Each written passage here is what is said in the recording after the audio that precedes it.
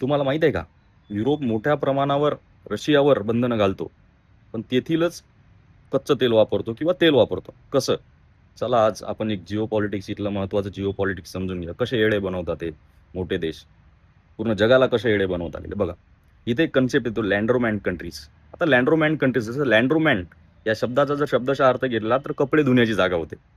पण आता लँड्रोमॅन कंट्रीज ही संकल्पना आत्ता या मागच्या काही वर्षात खूप मोठ्या प्रमाणावर उदयास आहेत. काय आहे लँड्रोमॅन कंट्रीज काय आहे?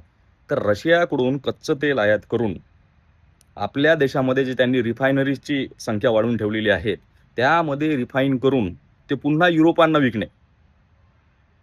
तर असे देश कोणकोणते आहेत? लँड्रोमॅन कंट्रीज अशा कोणकोणत्या आहेत? त्याच्यात सगळ्यात अव्वल देश कोणता असेल हो? तो म्हणजे आपला देश भारत आहे. त्यानंतर चीन, संयुक्त अरब अमिरातीज हे आखातातले देश यामध्ये मागे नाही आहेत. तुम्ही बघा युरोप मोठ्या प्रमाणावर सँक्शन लावतो. असं आहे, तसं आहे. साम्यवाद आहे रशियामध्ये. आपण भांडवलशाहीकडे वळलो आहे. त्यांच्यावर युद्धाचे हे ठोकतो. पण तेच तेल तो इनडायरेक्टली तो वापरत आहे. म्हणजे रशियाकडून येणार. तर त्यांच्या म्हणण्यानुसार रशियातून जेव्हा ट्रेन भारत किंवा चीनसारख्या देशामध्ये रिफायनरीज रिफाईन होऊन जाते, त्याचा रशियन टॅग काय जातो? निघून जातो. आणि मग ते त्या देशाचं म्हणजे भारतामध्ये जर रिफाईन झाले असेल, तर ते भारतामध्ये प्रोड्यूस झालेलं तेल समजलं जाते. बघा म्हणजे एकीकडे बंधनं लावायची आणि दुसरीकडे तुम्ही तेच तेल वापरायचं.